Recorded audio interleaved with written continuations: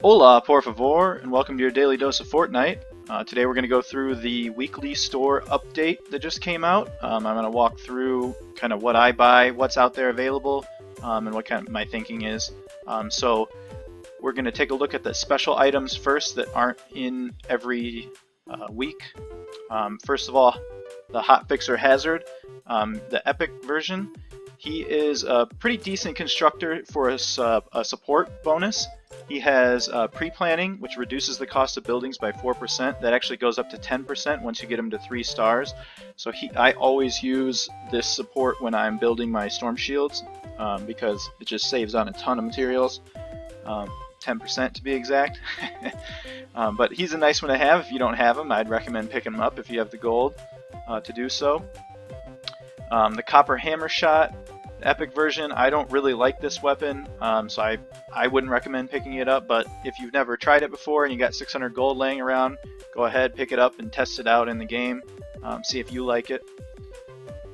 And let's take a look. We got Copper the Initiator.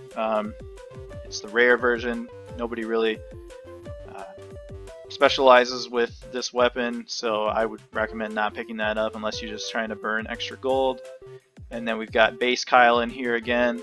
He's a decent all-around constructor, but there's definitely better ones out there that you can get, and since he's only an uncommon version, I would recommend not picking him up. You'll probably get him out of a hero. In fact, I think you get him out of one of the first quests in the game just as a reward, so you probably already have him. So maybe the collection book would be the only reason you'd pick him up. The weekly items for daily coins, 700 coins for the Copper Fortsville Slugger 3000. It's a pretty cool looking weapon, fun to use, but it's not really practical, so I can't really recommend picking it up unless you want to use it for the collection book, or if you just want to play around, smack some husks around with a baseball bat. But like I said, it's not really that great of a weapon for practicality, but if you have a bunch of coins, go ahead, pick it up just to play around with it if you want. Retractable floor spikes, definitely recommend picking these up if you don't have some.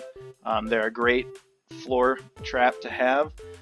They do physical damage, which means they're going to do the same amount of damage to every husk element type, so you don't have to worry about if it's going to be nature, water, fire, or just even physical, because these are just a great all-around floor trap to do damage with. So I use these in my storm shield defenses a lot, just because I like them better than, let's say, the flame trap, because the flame trap isn't going to do as well against water husks, or even against fire. It does a little bit reduced damage, but not too bad.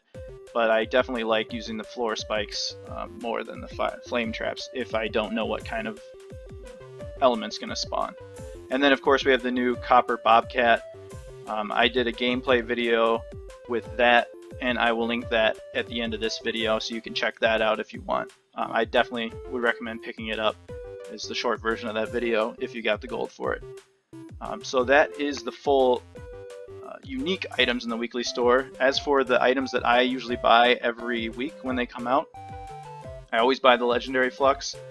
I always buy the armory slots. And the reason I do that, I have a lot of armory slots, but this is the only way you can get them.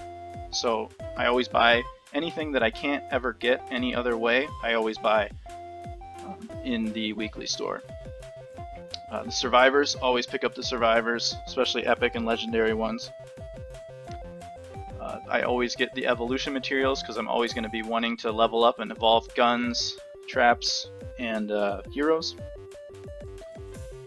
And I believe that is it. I have stopped picking up the rare flux because I believe I have 1,800 of it, and there's not really a big use for it. Now that you can pull things out of the collection book using it, or recruit things out of the collection book, it might be worth it.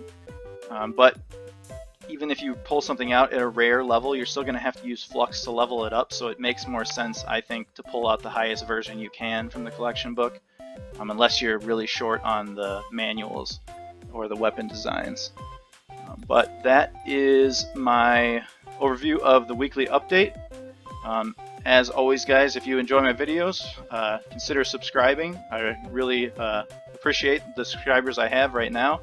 And go ahead, if you're subscribed, hit the notification button so you can be notified right when I release new videos like this. But thanks for watching, and have a great day.